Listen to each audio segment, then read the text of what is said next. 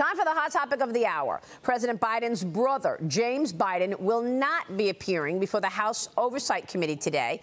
He's ducking the GOP subpoena because he says his legal team claims there was no justification for the subpoena to begin with. An Oversight Committee spokesperson said that they will schedule a time for James Biden to appear. Joining me right now is Ohio Congressman, House Judiciary Committee Chairman, and Oversight Committee member Jim Jordan. Mr. Chairman, thanks very much for being here.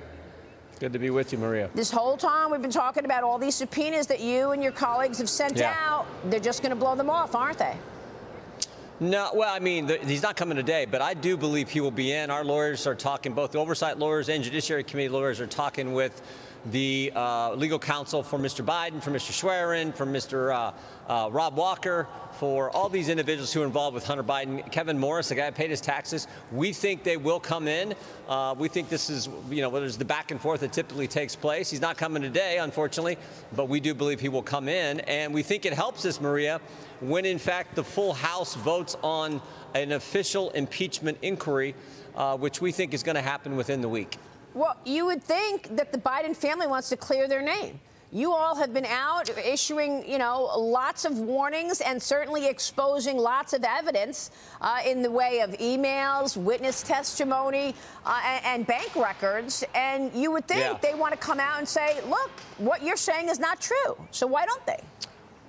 Well, again, I think they will be in. You think they want to clear their name, but I also think there's part of this whole process where they just want to run out the clock. I mean, that's certainly what happened, or what looks like has been happening with David Weiss and his investigation into Hunter Biden. It's been 5 years, for goodness sake. Mr. Shapley and Mr. Ziegler, the IRS whistleblowers who've come forward, they've indicated that this thing was slow walked. We've deposed 8 different individuals who were associated with the Hunter Biden investigation. None of them have refuted anything that Mr. Shapley and Mr. Ziegler brought forward. So I think there's kind of these two competing. One is you think they want to clear their name, but also there's this real focus on trying to run out the clock. We're not going to let them. We're going to get these individuals in. And I think, as I said before, we're going to move forward with an impeachment inquiry vote sometime in the full House within the next week. So you're gonna do the vote for the impeachment inquiry, formalizing that within the next week. Do you believe you have the votes? I do. We had a conference last week on this particular subject. I thought that conference went well, where all Republicans were in there. We talked about it. We presented what we think are the most compelling facts and evidence. We told the story. Again, I think this story is best told. It's a story as old as the hills. You got a politician who takes certain actions. Those actions benefit his family financially, and then there's an attempt to sweep it under the rug and conceal it. And that's exactly what happened. Joe Biden did certain things, particularly when you think about the Ukrainian energy company Burisma, that benefited his son, Hunter Biden. And then, of course, David Weiss tried to sweep it under the rug. And but for these two whistleblowers and a brave judge, a court in Delaware, I think they would have got away with it. But these whistleblowers came forward and gave us so much good information, and we've been able to follow up on that, and we're going to continue to do that. And as I said, formalize the impeachment inquiry. And let's hear from those two individuals, because the House Ways and Means Committee held those closed-door testimonies with IRS whistleblowers yesterday. Lawmakers revealed never-before-seen evidence showing then Vice President Joe Biden used alias names, to send and receive at least 327 emails from Hunter Biden and his accountant, Eric Schwerin. 54 of those emails were directly between Joe and Schwerin. The timeline from the committee shows email activity between Schwerin and Biden jumped around Biden's trip to Ukraine. 5 emails exchanged in a 3-day period before the June 2014 Ukraine trip. Then another 27 emails before Joe Biden returned to Ukraine that November. And we ran the sound bites of the whistleblowers earlier. They actually spoke to the public after they emerged from that closed-door meeting. Do we have that soundbite, Caroline? When they saw the $5 million wire go to an investment fund with no investments, and that they knew that the Bidens had all these shell accounts, and they mentioned that in the email, these accounts where they weren't real businesses, they were just like dormant accounts. You get a huge $5 million wire in, so they obviously reach out to the president's son and say, Mr. Biden, what is this $5 million wire? We need to know, or we're going to have to notify the Treasury Cabinet of a suspicious activity report. He said, oh, that's a loan. And they're like, a loan from China? Okay, well, we need the loan documentation so that we can have that in the records for the bank examiners. And they said there were no loan documents.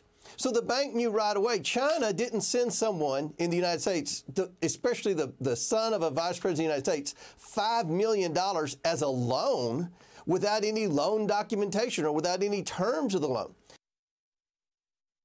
My story has not changed, and I have further backed up testimony with hundreds of pages of documents and oral and written testimony.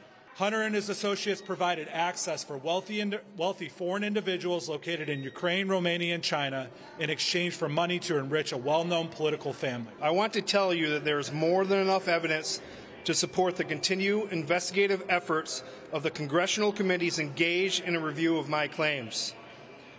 Witness testimony, documents, and actual events such as a failed plea agreement have proven our disclosures were accurate. That was incredible, Congressman, to hear those whistleblowers. Yeah, and again, their testimony has not wavered. Their story has not changed. But the White House's story has changed multiple times.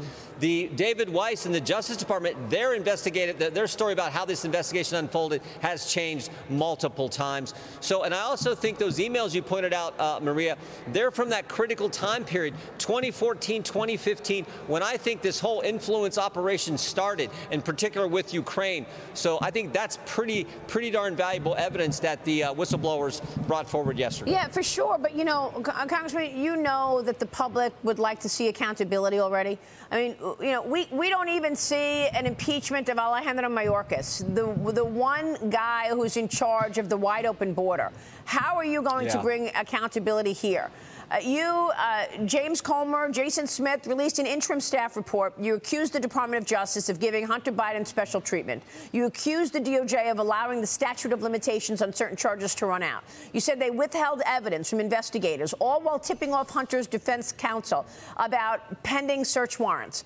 I mean, you know, Louisiana Senator John Kennedy pressed the FBI Director Christopher Wray about this, about the handling of the Biden laptop story before the 2020 election interference. And he had an answer for that, too. Watch this.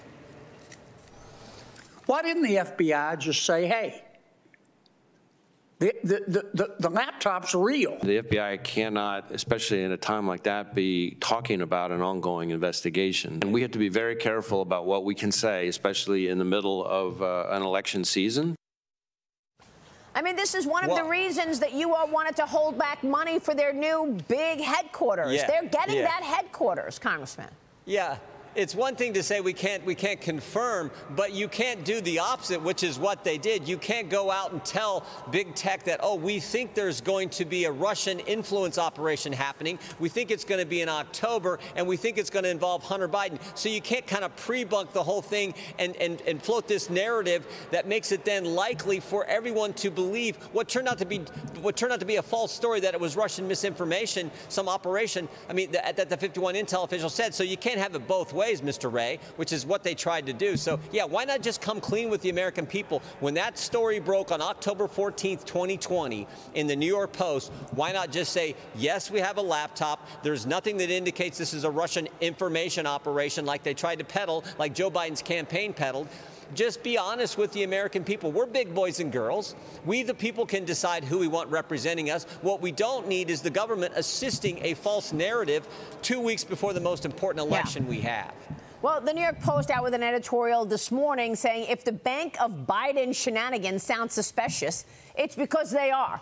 Follow the first family's money. They write this: for a man who once claimed to be the poorest man in Congress, Joe Biden sure likes to loan out money. The board also slammed the media in a different column. Washington Post quotes Hunter's laptop. Yes, Hunter's laptop to defend him. They're actually quoting the laptop now.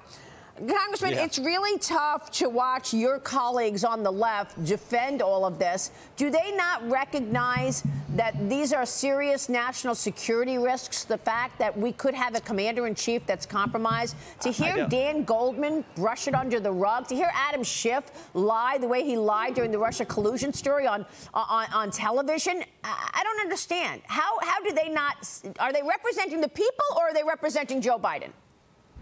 I think it's just pure politics, and they're going to defend their guy regardless of the facts. I do think it's important to go right back to the beginning, and I think this all started in February of 2014.